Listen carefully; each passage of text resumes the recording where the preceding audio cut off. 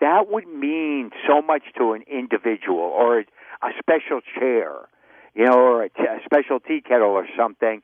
So to me, a lot of times their energy can remain with an item. And the item could be, passed around, sold in tag sales or so forth, and nothing could happen.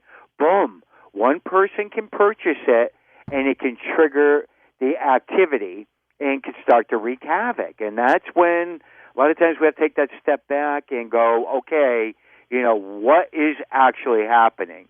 Because I do believe it's more spirit energy attachment than it would be a spirit, unless we were dealing with something, that was done with a deliberate intent and purpose, that it was sent towards that item. Was it Ed and Lorraine Warren that discovered Annabelle, that oh, absolutely, crazy little doll? Yes, Annabelle, I can remember back still working, when they first worked on that case, George, and they had a very, very little tiny house. They got back in from doing the investigation. They had Annabelle, a Ouija board, and something else that was sitting alongside a chair in the living room, because they had invited us all up for dinner. And at that point in time, I remember it, and Lorraine going, don't touch that, don't touch that. Oh. We just got done working on that case, and lo and behold, today, Annabelle is one of the most famous haunted dolls there is out there. Amazing. Did Hollywood find Ed and Lorraine, or did they have an agent? How did that all work out for them? There were so many people over the course of the years that excuse me, that worked with Ed and Lorraine.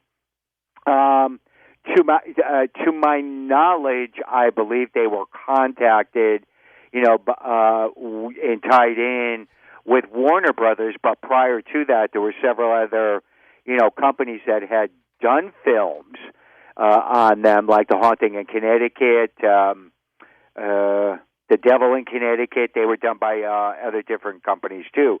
Because I can always remember that over the course of the years, just going up there. They would be in meetings with this person or that person, and I think the one thing that I always sit back and look at anytime I go to see any of the Conjuring movies or anything, I go, it had to happen after Ed was gone, because he tried so hard to get so many things off the ground. I even worked on a TV series with them, and we had filmed several episodes, but it never aired. It never came to light. Yeah. Yep. Nowadays, they'd have all kinds of things on the air, wouldn't they? Oh, Soup to Nuts is on there today. You name it, and they have it on TV. Yep. So again, it's, and I often sit back and wonder what they would think of that, George. That's a good point. Yeah, the notoriety, the TV shows, the movies, the popularity with all the conventions out there today. I often wonder. I take that step back and go, I wonder what they would really think of that. Absolutely. And, of course, you've got a museum, don't you? Yes, it's a private museum. Looking, hopefully, somewhere down the road to get it into a location where I can get it opened up to the public.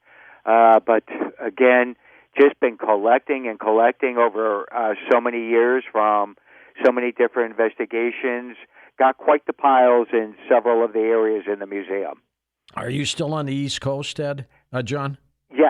Yes, I'm still on the East Coast, and that's one of the biggest problems is just like with the West Coast, everything's so expensive to try and purchase. So, sure again, still looking, still searching, and one of these days I'll find that right location. You sure will. Maybe Las Vegas for you, John.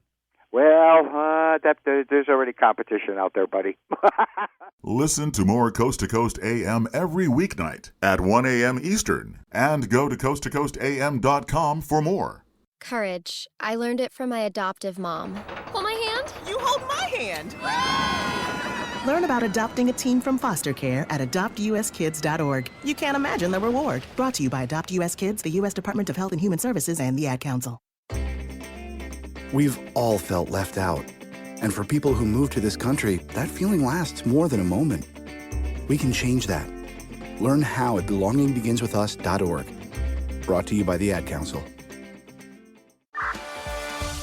Hey guys, this is Leah Lamar, and I'm joined by my co-host Teddy Mellencamp, and we have an amazing podcast called Real Time Crime. Are you obsessed with solving crimes? Do you believe you should be giving an FYI to the FBI? Then you need to join us on the Real Time Crime podcast, where each episode will discuss all the details of a high-profile case and uncover the 411 of the 911. Listen to Real Time Crime on the iHeartRadio app, Apple Podcasts, or wherever you listen to podcasts.